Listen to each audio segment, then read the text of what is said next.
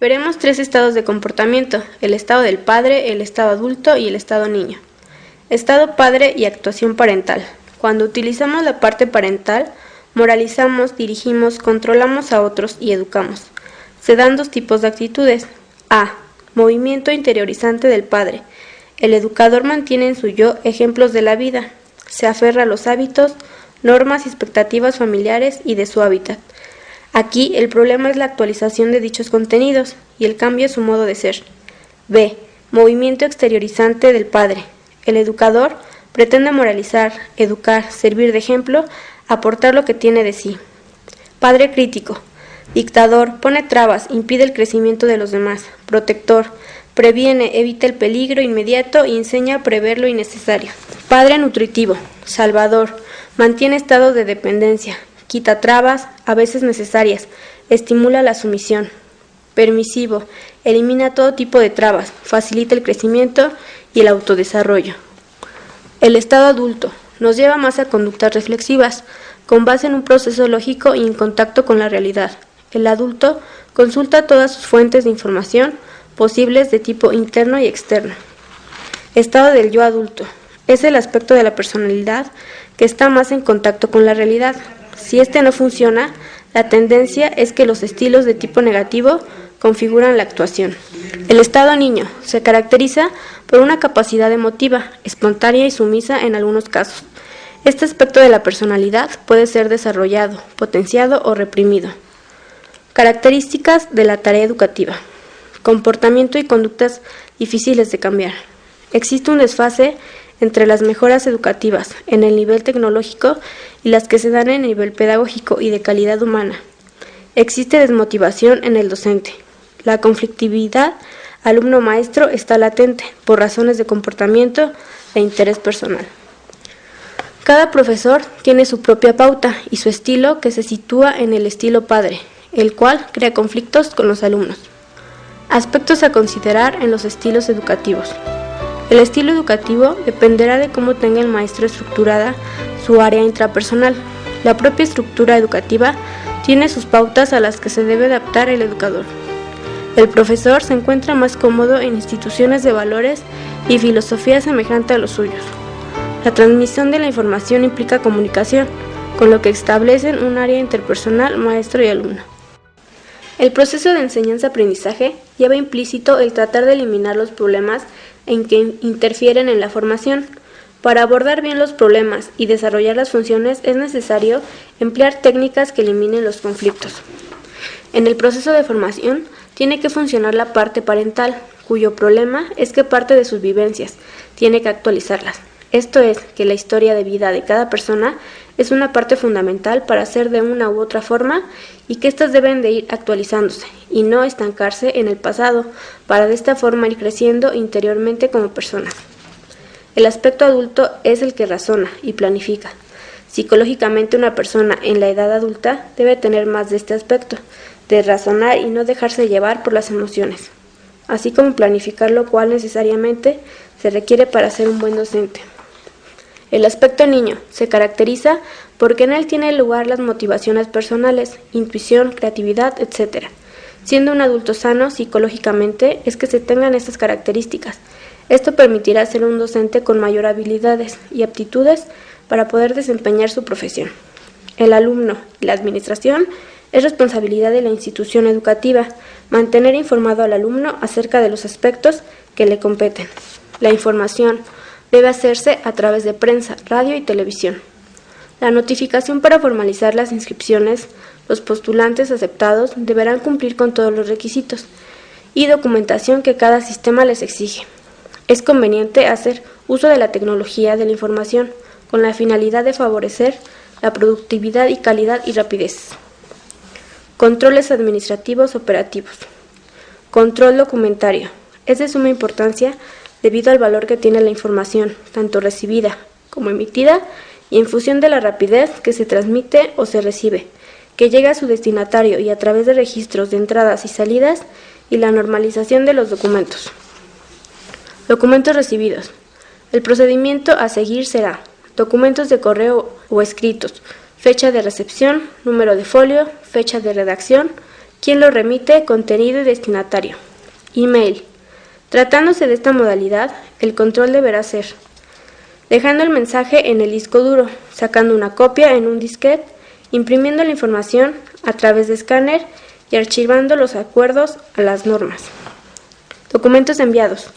Para este caso, el director debe avisar y autorizar los documentos oficiales, debiendo existir un registro de salida, en el cual se anotará fecha de salida, número de folio, fecha de redacción, área o persona que lo remite, contenido, asunto y destinatario.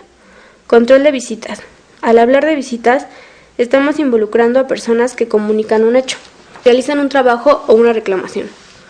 Organismos oficiales o particulares para reuniones de trabajo, resolver problemas o sugerir propuestas. Para cualquier tipo de visita debe considerarse visitas al director. Será su secretaria quien las coordine. Tratándose de visitas a personas que laboren o asistan a la institución, deberán fijarse un horario de atención. Se deberá contar con un lugar especial. La entrevista debe ser cordial y breve en asuntos personales y extensa en asuntos profesionales. Control de llamadas telefónicas. Se debe en lo posible eliminar al máximo las llamadas del docente y administrativo. Se propone que exista un conmutador operado por una persona que reciba las llamadas desde afuera y hacia afuera y lleve un control registro. Control de comunicaciones internas. Se trata del aspecto operativo de la comunicación interna al interior de la institución para que exista una dirección participativa. La comunicación debe ser más abierta, participativa y menos restringida en los estatus académicos. Se debe buscar eliminar barreras en la comunicación, evitar conflictos por malos entendidos, orientar la comunicación hacia la claridad, la concisión y la coordinación dentro del debido respeto jerárquico. En todos los casos, el receptor debe firmar el acuse de recibo, documento que queda en poder del remitente. Generalmente se requiere el sello de entrada del destinatario. Control administrativo docente. El control, en este caso, está en función del perfil y necesidades concretas de la institución y en función de la estructura de la organización. En términos generales, el personal a controlar será los alumnos, en su conducta, aprovechamiento, matrícula, faltas, etc. Los profesores, en su nivel metodológico de conocimientos, entradas y salidas, programación de cursos, etc. En una relación jerárquica, el control administrativo se da en cadena: director general, director académico, coordinadores, maestros, alumnos. Control económico. Toda institución educativa debe hacerse frente a problemas de orden económico, contable, que se puedan dividir en dos grandes rubros: lo de sistema escolar, como presupuesto, la educación, de obras, construcciones o reparaciones, profesores y alumnos. Los de la propia institución educativa, como cuotas, comedor, transporte escolar, fondos provenientes de la Asociación de Padres de Familia. Las entradas y salidas de dinero deberán ser controladas por una junta económica, presidida por el director, integrada por profesores, alumnos y padres de familia. Su función: control de la adecuada gestión y de ingresos a gastos a través de un libro de contabilidad de acuerdo a la normatividad. El director presentará un informe mensual sobre pago y dinero recibido y un informe anual sobre el estado de cuenta de la institución. Compras, aprovisionamiento. Toda institución educativa utiliza como materia prima la materia gris del personal docente, en la cual habrá de invertir para contar con un potencial de capital humano, y en los alumnos cuya materia gris se encuentra en bruto y habrá que modelarla. Para apoyar el proceso de enseñanza-aprendizaje, la tarea administrativa y financiera juega un papel importante en el aprovisionamiento de las materias necesarias para llevar a cabo este proceso. Es un proceso a través del cual se adquieren materiales y materia prima necesaria para un sistema de fabricación o de servicio, y comprende la organización de la tarea de compra, la compra en sí y las actividades postcompra. La misión del aprovisionamiento va a ser la detección de necesidades, definición de pedidos, perfil de proveedores, características, precios, la compra y la gestión administrativa, que comprende la recepción, verificación, transporte y almacenaje. El director general y el administrador deberán proveer los medios humanos y los métodos para controlar los stock o almacenaje de los materiales. Organización del aprovisionamiento es la segunda etapa del proceso administrativo y deberá contar con una sección de compras, encargada de detectar las necesidades y una sección de almacenaje encargada de la recepción, control y distribución de materiales. Control de aprovisionamiento. Es la etapa final del proceso administrativo, que supervisa el cumplimiento de los planes, detecta desviaciones, corrige y retroalimenta para mejorar. Las actividades que se llevan a cabo en esta etapa son el control de costos, almacenamiento y gestión y control de precios, calidad, entregas, control de inventarios y archivos. Gestión de almacenes. Las funciones del almacén es armonizar el ritmo de entradas y salidas, siempre manteniendo niveles racionales. La política de almacenes deberá considerar los siguientes criterios. 1. Niveles mínimos y máximos. 2. Niveles de seguridad para no descender del nivel mínimo. 3. Nivel de operación de tiempo para llevar a cabo el proceso de control. 4. Nivel de rotación. Regula las entradas por lotes económicos. La acción de compras es encargarse de los proveedores y conseguir precios y servicios de calidad. La persona encargada de este departamento debe tener una filosofía de acción, rapidez, economía, seguridad, calidad y precios. Elegir proveedores que cumplan con la política de compras, manejar una mejora favorable a los intereses de la institución. Entre los gastos de compra tenemos 1. Gastos por actividades educativas, material didáctico. 2. Gastos por servicios asistenciales, cafetería, comedor, etc. 3. Gastos generales, personal docente, administrativo y mantenimiento. Aspecto contable. La contabilidad en las instituciones educativas es de suma importancia para esclarecer la cara oculta del negocio de las mismas, cuentas de balance o contabilidad patrimonial. Aun cuando se trate de la educación, toda actividad aún no lucrativa necesita de un conjunto de bienes materiales e inmateriales para llevar a cabo su actividad. Este patrimonio puede verse desde dos puntos de vista. 1. El económico, que supone la enumeración valorada de todos los bienes y derechos que están a disposición de la institución y que en lenguaje contable se llama activo. 2. El financiero, que consiste en ver la procedencia, la causa, el origen de dichos bienes y que en lenguaje contable se llama pasivo. En el lenguaje contable, el activo se anota al debe, el pasivo al haber. El equilibrio patrimonial o la igualdad entre el activo y el pasivo constituye la base fundamental de la contabilidad tradicional. Por otra parte, el patrimonio perfectamente controlado y contabilizado requiere de una buena gestión administrativa, lo que da lugar a la contabilidad de gestión.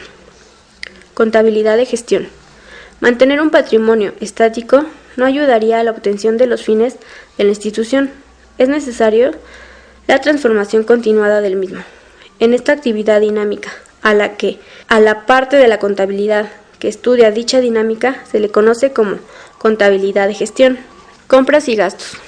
Entre los principales tenemos compras de material didáctico y libros de texto, material fungible, gastos de personal, retribuciones, seguridad social y otros, gastos financieros, aquellos necesarios para llevar a efecto la operación de ampliación del capital, formalización, modificación y acumulación de préstamos, intereses, etc. Impuestos de acuerdo a la ley tributaria, por ejemplo, ISPT, IVA, etc. Transporte, cuando la institución oferta el servicio de transporte de alumnos. Gastos diversos, como material de oficina, comunicaciones, publicidad, etc. Ventas. Recogen los resultados de la actividad propia de la enseñanza y comprenden, entre otros, por actividades culturales, deportivas, cursos, seminarios, etc. Por ingresos financieros, que recoge las rentas de las inversiones, descuentos, bonificaciones y rebajas no incluidas en factura. Libros de contabilidad. Es el elemento en el que se recopilan los datos referentes a la gestión de la institución, tales como el diario, el mayor, los balances, libro de inventarios, etc. Contabilidad seccional. Cuando una institución educativa cuenta con varios centros o secciones, la contabilidad a efectos finales deberá ser única, pero podrán estar formadas por las distintas secciones que en un primer nivel serán tentativamente según su estructura. Productividad administrativa. Una buena aplicación de los conceptos administrativos apoyada por una modernización y buen manejo de los equipos y materiales de apoyo para la educación permiten incrementar la productividad de las instituciones educativas y por ende su rentabilidad. Un concepto muy general sobre productividad. Lo podemos enunciar como el cociente entre la cantidad de trabajo producido y el tiempo de operación.